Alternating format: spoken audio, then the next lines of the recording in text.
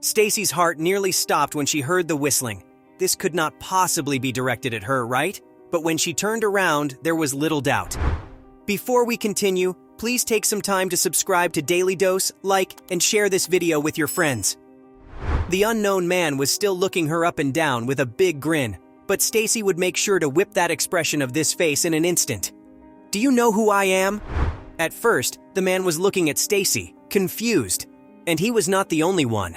She had yelled at him so loudly that everybody on the street had been stopped in their tracks and took notice of the situation. Eric felt uncomfortable with all those eyes on him. Eric tried to avoid eye contact with Stacy and pretend like he was not involved with the situation, but Stacy was not going to let him get away with it so easily. She marched in his direction and kept repeating the question, seeming to get louder and louder. "Do you know who I am? Do you know who I am? Do you know who I am?" When she was nearly up in his face, Stacy was screaming the question as loud as she could. Eric had no choice but to address her now, and then he suddenly saw it. Eric's eyes started going wide as he started to realize who he was dealing with. This was not just any ordinary pretty woman walking the streets.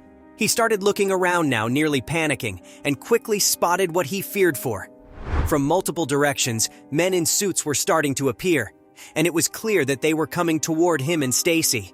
Other people who were taking in the situation quickly realized what was happening and got out of harm's way. Stacy was still fully squared up to Eric. She had stopped screaming at him, but her eyes had not looked away for a second. She knew all these suited-up men were approaching them, and she was probably waiting for them to take action. He realized that he was wrong for whistling at this woman, but he was about to just willingly face the consequences of his actions. He quickly looked around him and saw an alleyway that none of the suited-up men were close to. He started running away from Stacy and into the alleyway. He heard the woman screaming something after him that he could not quite make out, but it was clear that it was targeted at the suits because they started running after him. Eric had a bit of a head start, and he was going to use it. The alleyway had many different routes to take, and it did not tackle long before Eric was confident that he lost the suits chasing him. But to be sure, he dove into a big trash can and hid out there for nearly an hour. Eric only came out when he knew the man was most likely long gone. He did not want to take any risk here. He knew that he had avoided them for now, but that he was not out of trouble. There was no chance that this woman was going to let him get away with this. And he was right. Eric had put his hood up and started walking towards his home again. He probably does well to lay low for a little bit and let this all blow over. A good plan, but something that he was not going to get the chance for. And that became clear to him when he walked past an electronica shop. There were TVs in the shop window, and Eric only needed a glance at them to get completely stopped in his tracks. He had no idea she would take this kind of action so quickly. The TV was showing the local news channel, and his face was plastered on every screen. He did not know how she had managed this, but with the kind of influence this woman could command, it did not surprise him. He just did not realize that simply whistling had gotten them into this much trouble. People beside him were also looking at the TV screens and discussing among themselves. Eric put his hood up a bit more and quickly walked away. He was begging he would not get recognized because people would most likely not hesitate to report him to the police. When he got home, Eric noticed that his phone was blowing up. His friends and family had also seen the wanted message on the news and wanted to know what the hell he had done. What they imagined was probably a lot worse than the truth, but he was still afraid to tell them. If his family found out that he was doing such disrespectful things as whistling to women on the street, they would probably never look the same. But he knew that this way, it was only a matter of time before they would figure it out. If people reported who he was to the woman, she would probably send those suited-up men after him again. He knew he could not hide out forever, and Eric felt like his only chance here was to take action right away. But he had no idea how he was going to be able to do this. It was not like you could just ring the doorbell of a woman like that. And the chances of him bumping into her on the street also felt like 1 in a million. But Eric did have an idea. Getting an appointment. He knew exactly where Stacy worked. Probably everybody in the city knew that. So maybe he could get an appointment with her if he came up with a very good excuse. She most likely had no idea who he was exactly, so she had no way of recognizing his name. Eric came up with the plan that he wanted to pitch a potentially very lucrative idea to Stacy, but that he could not elaborate much over the phone as he did not want them to claim the idea as their own. But of course, he only said this because he did not have a money-making idea at all.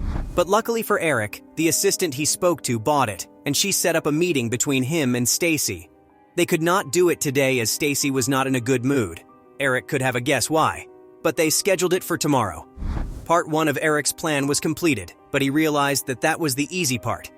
Stacy had no idea what his name was, but she did have a picture of his face from their encounter, and she, alongside anybody else that he had to get through to get to her, would most likely recognize him.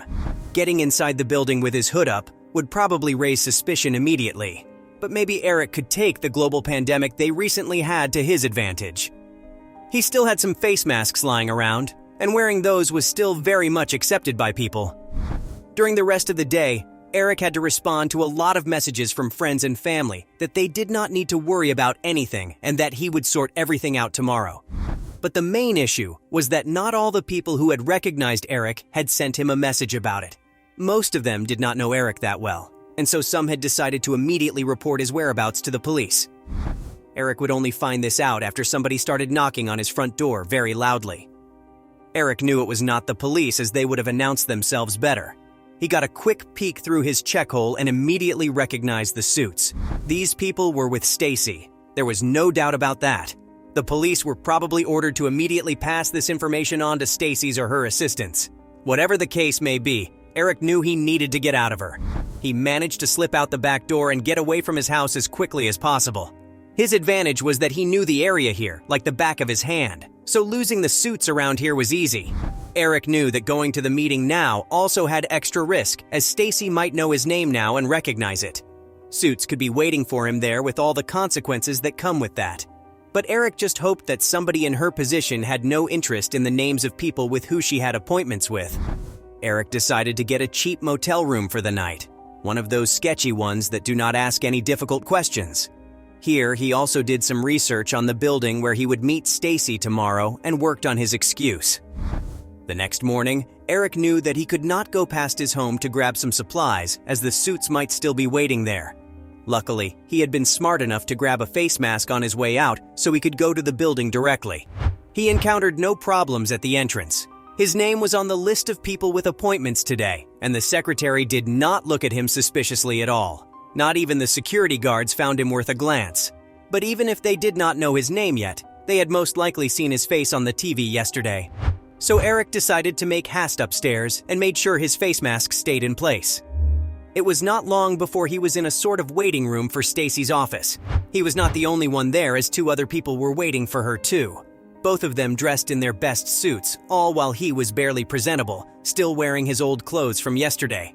Not strange that he was getting a bit of side-eye from the 2 men, but they got invited into the office only moments later, and then Eric was just by himself, to his great relief. He was so close now to his goal, but still did not know if this was even going to work out. He had come up with an excuse, but what if Stacy did not care about it? She could just disregard him completely, call in her security, and have them have their way with him. And considering her position, most likely nobody would have a problem with that. His disrespecting her in public would easily be a good enough argument. He was called into the office by Stacy's assistant, and he started walking with lead in his shoes. The office was stunning. There were no expenses spared here, and the walls were covered by prizes, diplomas, and newspaper clippings mentioning Stacy's achievements. Eric had already taken off his mouth mask, seeing as hiding his identity was no longer needed.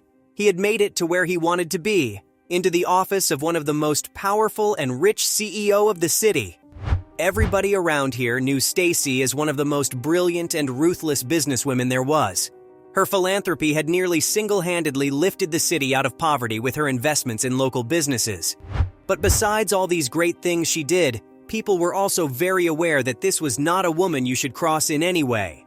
She had a single-focus mindset and was very full of herself. She would have no problem kicking you out of her way. And finally, one of her biggest tropes was that she did everything to make sure that men and women were treated equally. In her company, of course, she also made an effort to get local laws passed that made this a reality. Before Stacy got a chance to call in her security to handle Eric, he begged and pleaded for a chance to explain himself and ask for forgiveness.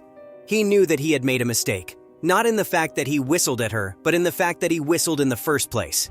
It did not matter who the recipient was of his whistling, because in all instances, it was a case of showing disrespect, a case of only seeing a woman's appearance and not everything else she had to offer.